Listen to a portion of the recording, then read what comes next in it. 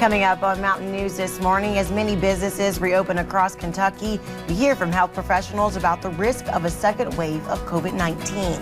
And if you're wanting to cast your vote through the mail for this year's primary election in Kentucky, your time to request a ballot is running out. Plus, with the number of COVID-19 cases and the rise in Harlan County, one organization has decided to temporarily suspend their meal delivery program. Dedicated to Eastern and Southern Kentucky, this is WYMT Mountain News This Morning.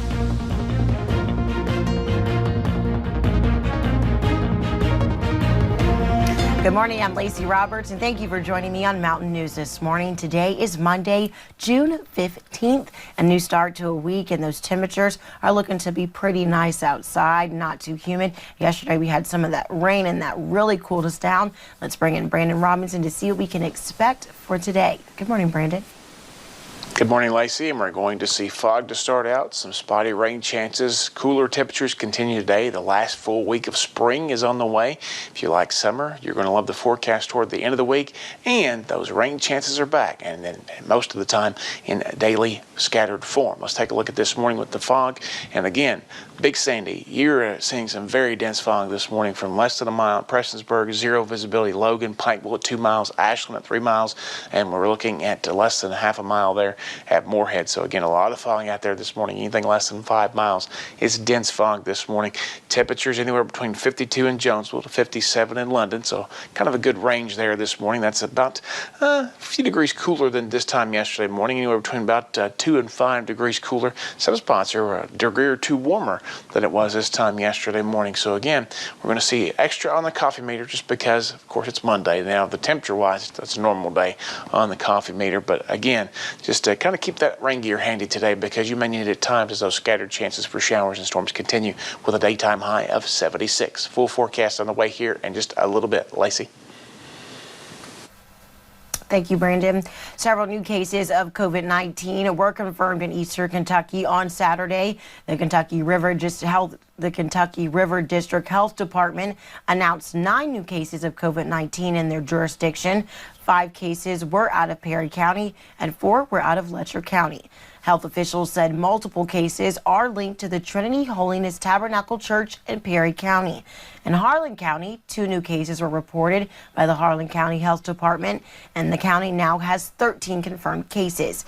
And in Pike County, health officials with the Pike County Health Department confirmed 3 cases on Saturday, bringing the total number of cases in Pike County to 50.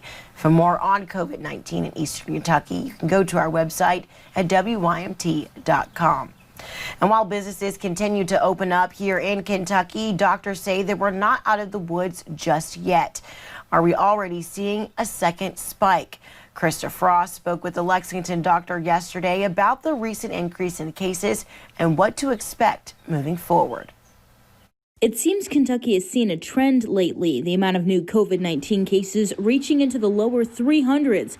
While it sounds troubling, for Kentucky, we've been pretty consistent, just kind of at that highest point, just kind of riding along right there. No real big change down or up. It's right around what doctors expect. Saturday, 315 new cases reported. Friday, 331. But Governor Beshear says that high number came from a backlog on Thursday, and there's something else you should know about those numbers. We actually expected this. A lot of people are saying the second wave, but for a lot, this is still just the first wave, continuation of that first wave. They don't quite mean a second wave. Many have wondered and asked if reopening businesses will lead to that. But Dr. Ryan Stanton says with the right protection, running out for an errand isn't the worst thing to do. The risk is actually pretty small with brief interactions. So like grocery stores, as long as you're doing, keeping the surfaces clean, wearing your mask, washing your hands, that risk is very small because we don't have that prolonged interaction. We know that the longer the interaction, the contact with it, the higher risk of transmitting it and getting it. So activities like family reunions, going to church, hanging around friends for a length of time. That's why wearing your mask, staying apart, and following all guidelines could help lower those numbers. In Lexington, Krista Frost, WKYT. And Dr. Stanton says that as things continue to open back up, that he's seen caution for the illness go down, but he wants to remind everyone that this is still a sickness that we're living with, and it's not going away just yet. And Kentucky's primary election is only 8 days away, and if you haven't asked for an absentee ballot yet, you're running out of time. Today is the last day that you can request one. State leaders are urging Kentuckians to vote absentee this year because of the coronavirus, and you can still vote in person. Each county has at least one polling place open on Election Day. Otherwise, you can request a ballot online at govoteky.com. Kentucky's primary is on June 23rd. And today marks some big changes for Kentucky families as center-based daycares can start reopening. They'll have to cap classes at 10 children, throw out soft toys, and have teachers wear masks. But some youth sports will also be able to start holding practices today. Low-touching activities like biking, golf, and baseball are all on that list. And with the number of COVID-19 cases on the rise in Harlan County, one organization elected to stop delivering meals to help slow the spread of the coronavirus. WYMT's Dakota Makeris has more on what went on into that decision. On Sunday's menu, pizza, chips, and a candy bar, all ready to be given to those in need. We serve 55 elderly and shut-in that we deliver to each Saturday and Sunday, and then we have about 50 people that come to the church and pick up meals. Due to increased numbers of COVID-19, With Love from Harlan is temporarily suspending meal deliveries. We just want to protect the people that we serve by not possibly packing anything in on them. A tough decision that needed to be made. Very, very hard. We talked about it for 2 days, but ultimately we think it's the best decision to protect the elderly people that we serve. To better serve those people during this time, each meal came included with 2 $20 food vouchers. That makes us feel better knowing that they'll still have opportunity to have food and that we're not leaving them high and dry. Continuing with curbside pickup for the time being.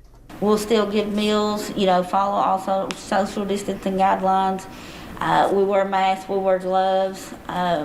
We do everything that we can to protect the people that we serve. Showing love. See y'all. Thank y'all so much. With each meal given. In Harlan County, Dakota Makeris, WYMT Mountain News. And officials with the organization say that meal deliveries will return the first weekend of August. You can find them every Saturday and Sunday, except for the last Sunday of the month at Christ Church Harlan in the afternoons from 2 until 3.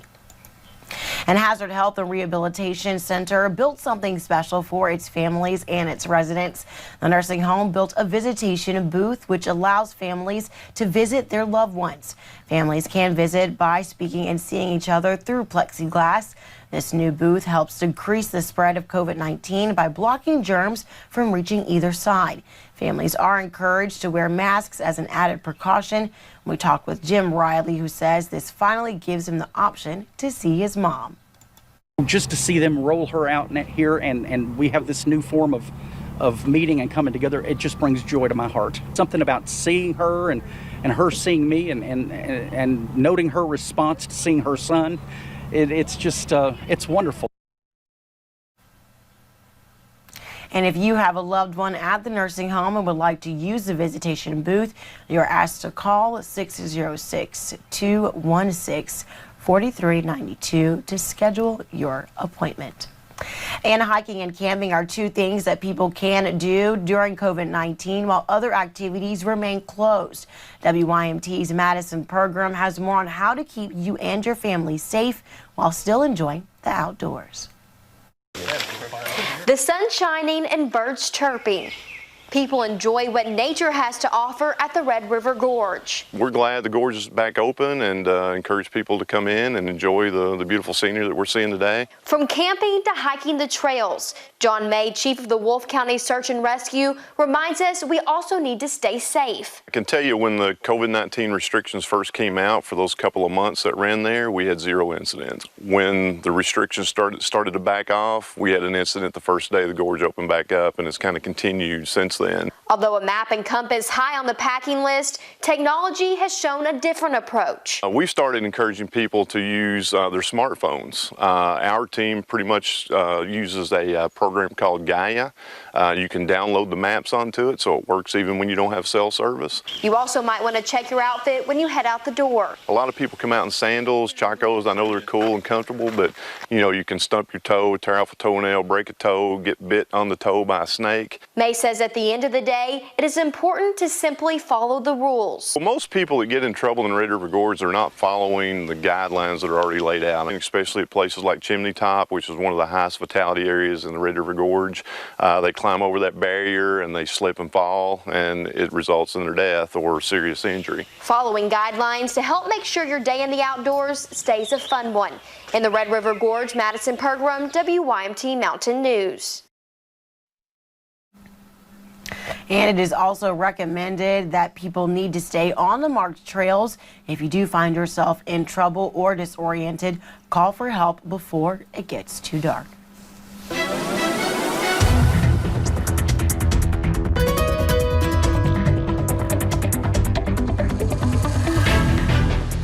Forecast this morning starting off on the foggy side, so make sure you take all those precautions to give yourself plenty of time to get where you're going as you head out this morning. If you have to head out this morning, low visibility reported across much of the Big Sandy, so that's one of our trouble spots we're keeping a very close eye on this morning.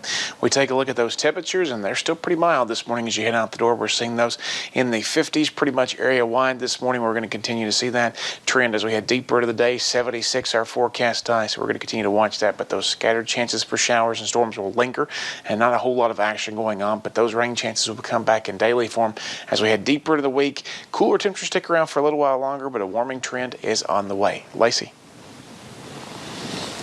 Thank you, Brandon. And thank you for joining Mountain News this morning. More news is on the way. As the pandemic continues into the summer months, health officials are saying that blood donations is a vital part of getting through it.